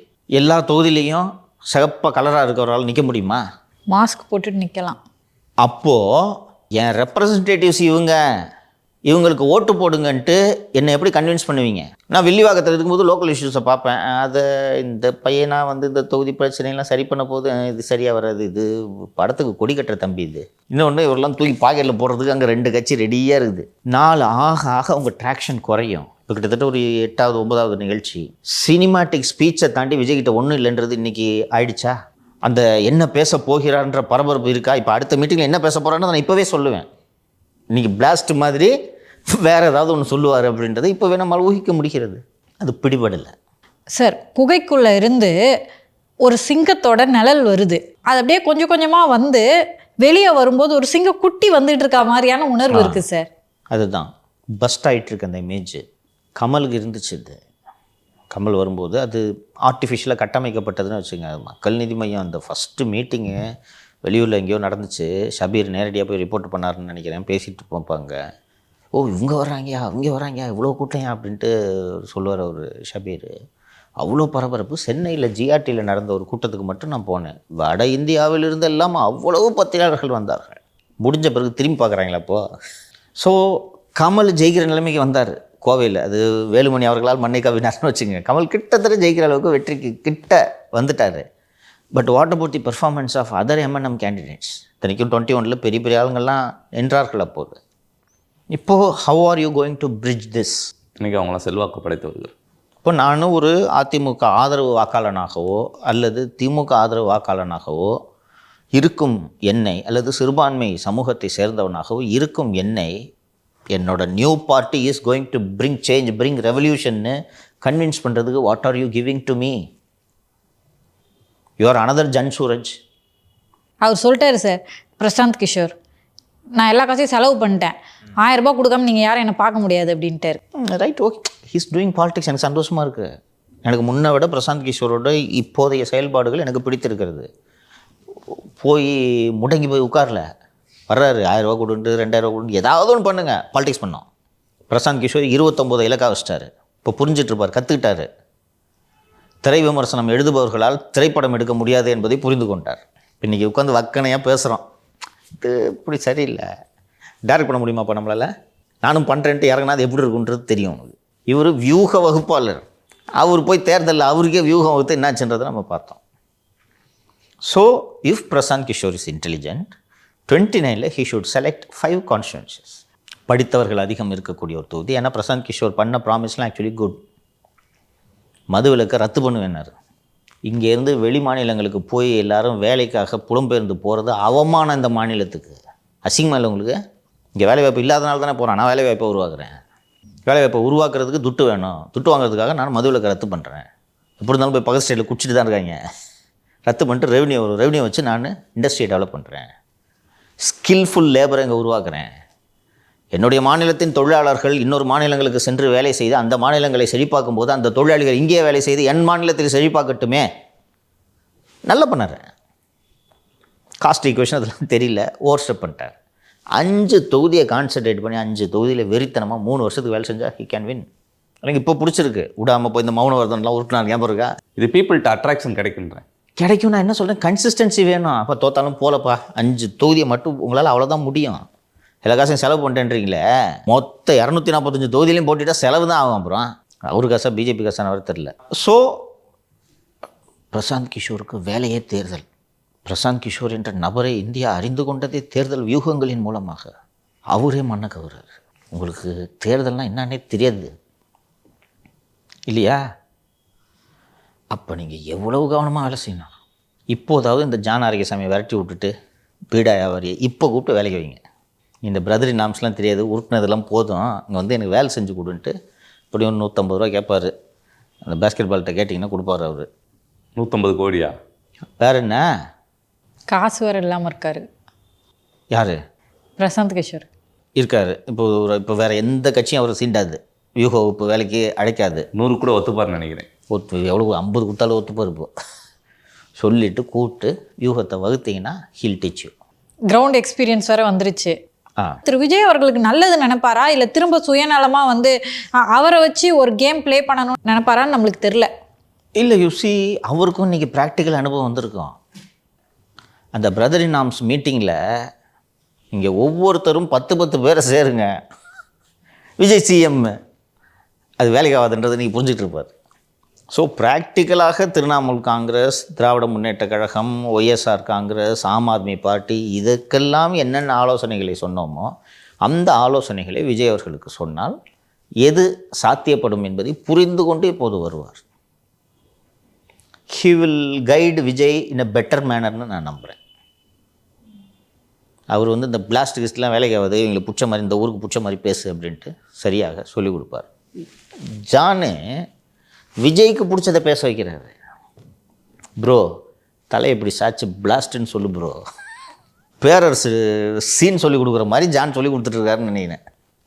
அண்ணா வணக்கங்கண்ணா, அதே மாதிரி பேசுங்க ப்ரோ, பிளாஸ்ட்டு பேசு ப்ரோ, அள்ளிரும் ப்ரோ அப்படின்னு சொல்லி பண்ணிகிட்டு இருக்காரு. தொடர்ந்து நிகழ்ச்சியில் சொல்லிகிட்டு இருக்கோம் விஜய் அவர்கள் அரசியலை கற்றுக்கொள்ள வேண்டும், இது எளிதல்ல.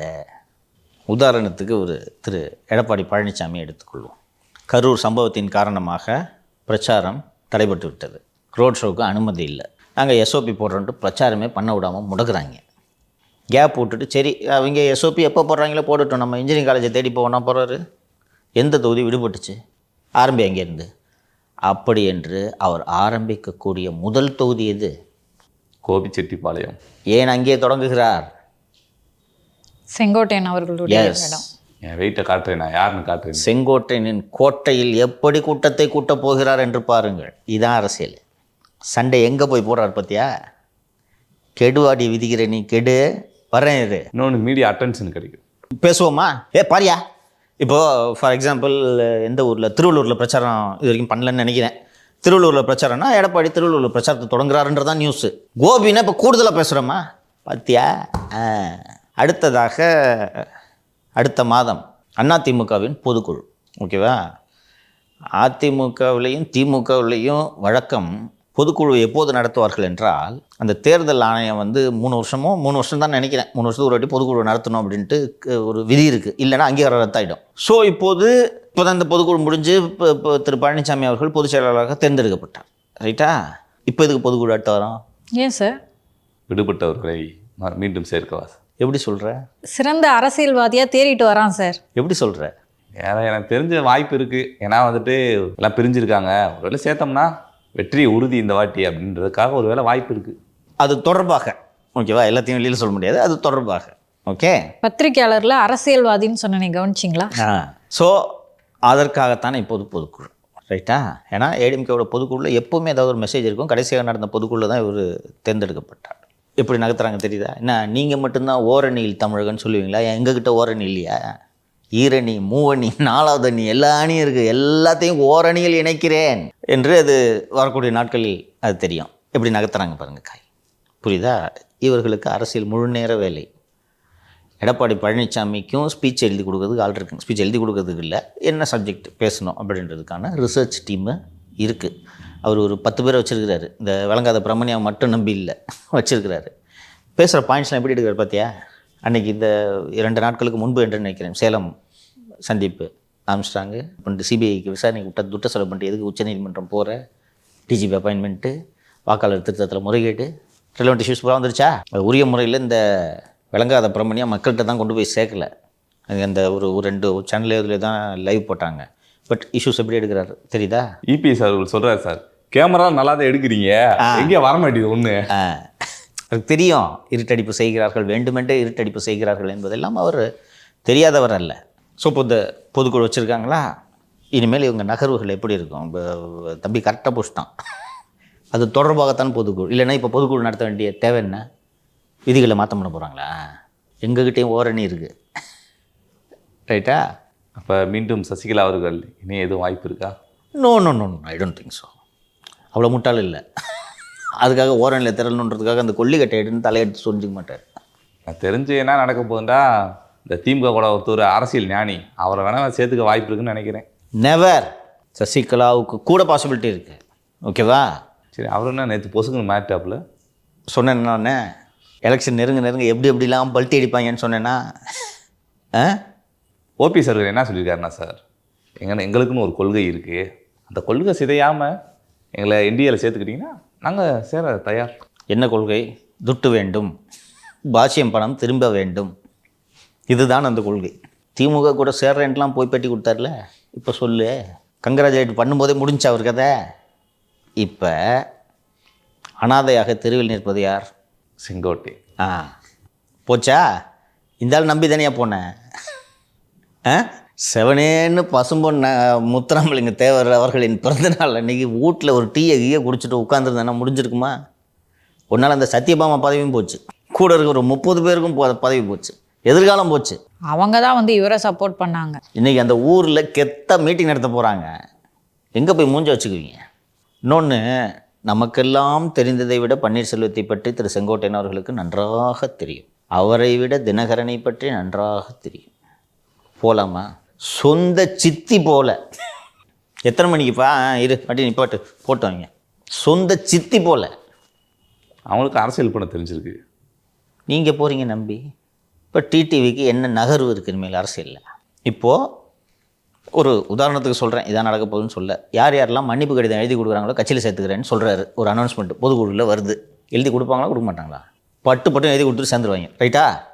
வைத்திலிங்கம் வரலாம். செங்கோட்டையன் அவர்கள் மன்னிப்பு கடிதம் எழுதி கொடு. சேர்த்துக்க மாட்டேலாம் சொல்லியே மன்னிப்பு கடிதம் எழுதி கொடு. அவர் மேலாம் அவ்வளோ கோவம் இல்லை. புரியுதா? ஏதோ கெடுகிடு வீச்சதுக்கு 2 கொட்டியாச்சு. மன்னிப்பு கடிதம் எழுதி கொடுத்துருவார் அவர். அதுதான் சரியும் கூட சார். வேறு என்ன பண்ண முடியும்? ஏன்னா யார் பக்கம் பவர் இருக்குன்னு தெரிஞ்சு போச்சு. இன்னொன்று, திமுகவுக்கு போக முடியுமாம்மா? இவரால் வெளில போனவர் தான் முத்துசாமி, இவரால் வெளில போனவர் தான் தோப்பு வெங்கடாச்சலம். போக முடியுமாங்க? இன்னொன்று, ஆஸ் மாலதி சேஸ், வேறு என்ன ஆப்ஷன்? ஸோ வந்துட்டு ஸ்ட்ரெங்தன் ஆக்கிடுவாங்க. அதுக்கப்புறம் உருட்டுவீங்களா? இன்னொன்று, மன்னிப்பு கடிதம் எழுதி கொடுத்தா சேர்த்துக்கிறோன்னு சொன்ன பிறகு அமமுக கூடாரம் காலியாகுமா ஆகாதா? இன்றைக்கி பல பேர் பேசிகிட்டு இருக்காங்க. அமமுகலையும் சரி, இந்த உரிமை மீட்பு குழு இருக்குல்ல, தொண்டர் உரிமை மீட்பு குழு, அதுலேயும் பேசிகிட்டு இருக்காங்க. என்ன சிக்கல்னா, இங்கே ஒரு கிளை செயலாளர் இருக்கார், இங்கே ஒரு வட்டச் செயலாளர் இருக்கார், இங்கே ஒரு ஒன்றிய செயலாளர் இருக்கார். வர்றவங்கள எங்கே ஃபிட் பண்ணுவேன்? ஏன்னா இவ்வளோ நாள் நான் சப்போர்ட் பண்ணேன், இப்போ வந்தவனுக்கு பதவி கொடுத்தேன், நான் எங்கே போகிறது? தென் இன்னொன்று, அவனை எதிர்த்து தானே நீ எனக்கு பதவி கொடுத்த. நான் 3 வருஷமாக எடப்பாடி வாழ்கன்னு நான் கத்திக்கிட்டு இருக்கிறேன். வந்து அவனுக்கு போய் கொடுத்தேன்னா அப்புறம் நான் எதுக்குங்க? இது ஒரு லீடர் பேலன்ஸ் பண்ணணும்ல. ஸோ இதெல்லாம் நடக்கும். நான் சொன்ன அந்த நவம்பர் 4வது வாரம் வந்து விட்டதா? வரும் வெள்ளிக்கிழமைக்குள் என்னென்னவெல்லாம் நடக்கிறது என்று பாருங்கள். இப்போது ஏடிஎம்கே கன்சல்டேட் பண்ணுறதுக்கு இந்த பொதுக்குழு நடைபெறுகிறதா? இப்போது அதிமுக முன்பு உள்ள சிக்கல் என்ன? கூட்டணி இன்னும் சரிவர அமையவில்லை. அதுக்கு ஒரு காரணம், இந்த திமுகவோட பிரச்சாரம் அது பலவீனமாக கிடக்கு, உடஞ்சி போய் கிடக்கு, பிளந்து போய் கிடக்கு என்று சொல்வதெல்லாம் ஒரு காரணம். முக்கியமாக என்டிஏ முன்பு இருக்கக்கூடிய ஒரு மிகப்பெரிய சவால் பாட்டாளி மக்கள் கட்சி. நம்ம நிறைய விரிவாக பேசியிருக்கோம். பிஜேபி மற்றும் அதிமுக 2 தரப்பும் தந்தை மற்றும் மகனிடம் பேசி கொண்டிருக்கிறார்கள். தந்தை மற்றும் மகன் இங்கே தான் வரப்போகிறார்கள். அவங்களுக்குள்ள பஞ்சாயம் பேசி எப்படி முடிக்கிறதுன்றதில் தான் சிக்கல். இது இன்றைக்கி தினமலர்லையும் பெரிய செய்தியாக வந்திருக்கிறது. இன்னொன்று, ஏதாவது பேசி சமாதானமாக போகலான்னு பார்த்தா, ஐயா பாமகன்ட்டு டாக்டர் கட்சி தொடங்குறாருன்னு அன்புமணி இந்த மாதிரி சில்லுண்டி வேலையெல்லாம் பார்த்துட்டு இருந்தால் எப்படி சேர முடியும்? ஏற்கனவே போதுமான அளவுக்கு அவர் காயப்படுத்திட்டார். ஓட்டு கேட்குற மிஷினை வச்சுட்டு அவரை பற்றி அசிங்கமாக சமூக வலைத்தளங்களில் எழுத சொல்கிறது. இவர் திரு ஜி.கே. மணியோட மகனை வந்து இளைஞருக்கு நியமித்தானா அதுக்கு பிரச்சனை பண்ணி அந்த ஆளை விரட்டி விடுறது. இந்த முகுந்தனுக்கு ஒரு இளைஞர் பதவி கொடுத்து அவன் ரிசைன் பண்ண வைக்கிறது. கடைசியை போய் இந்த கட்சிக்காரங்களாம் விட்டு எங்கள் ஐயாவுக்கு நல்ல புத்தி கொடுன்ட்டு வேண்ட வச்சு அதை வீடியோ எடுத்து போடுறது. எப்படி வருவார் அந்த மனுஷன்? இப்போ கூட்டணி பேச்சுவார்த்தையில் என்ன சிக்கல்னா, அன்புமணி எனக்கு 23 சீட்டு ராஜ்யசபா சீட்டு கொடுங்கன்னு கேட்குறாரு. ஐயாவும் அதே கேட்குறாரு. ஸ்ரீகாந்தி ராமதாஸுக்கு ராஜ்யசபா கொடுங்க. ஏன் நீ ஆனல்ல பொண்ணாக கூடாத? அவங்க Srikanthi Ramadoss is also improving. இதில் ஒரு கூட்டம் சோஷியல் மீடியா கூட்டமோ ஏதோ ஒரு கட்சி நிர்வாகிகள் கூட்டத்தில் கண்ணியமாக பேசணும், அவதூறாக பேசக்கூடாது. அவங்க அப்படி தான் பேசுவாங்க. நீங்கள் அதுக்கு பதிலுக்கு நான் பதில் சொல்கிறேன்ட்டு இந்த வேலையெல்லாம் பண்ணாதீங்க என்று அவர் ஷீஸ் இம்ப்ரூவிங். ஐயா ட்ரைனிங்கில் நல்ல ட்ரைனிங்லாம் கொடுத்துருவார். ஐயா ட்ரைனிங்லேயே வீணாக போனது அன்புமணி தான். அண்டு அது ஒன்று தான் அதிமுகவுக்கு இருக்கக்கூடிய சிக்கல். இது எல்லாமே விரைவில் சரியாகி இந்த உங்கள் அப்பா பையன் பஞ்சாயத்தை அமித்ஷாவே தீர்த்து வைக்க இருப்பதாக தகவல்கள் கூறுகின்றன. விரைவில் ஷேப்புக்கு வந்துடும். டிசம்பர் எண்டில் என்டிஏ வில் பி ஒரு ஃபார்மிடபிள் அலையன்ஸாக என்டிஏ உருவாகிவிடும். அதற்குள் டாமி தனது வேட்டையையும் தொடங்கிவிடும் என்று எதிர்பார்க்கிறேன். அன்னைக்கு நம்ம பெர்செப்ஷனே மாறும். ஓகேவா? அப்போது தாவேக திமுக என்று சொல்லும் பேச்சு உங்கள் ரசிகர்கள் சொல்லி கொண்டிருப்பார்கள். தமிழக மக்கள் அப்படி நினைக்க மாட்டார்கள். அதிமுக திமுக இடையே தான் போட்டி என்ற அந்த சித்திரம் மீண்டும் சித்திரம் அல்ல, இந்த யதார்த்தம் நிறுவப்படும். இதுதான் சித்திரம். தாவேக திமுக என்பது தான் சித்திரம். ரொம்ப ஸ்விஃப்டாக கம்மிங் வீக்கில் டெவலப்மெண்ட்ஸ் இருக்கும். சரிங்க சார், உங்கள் கருத்துக்களுக்கும் தகவல்களுக்கும் நன்றி சார். நன்றி. நன்றி.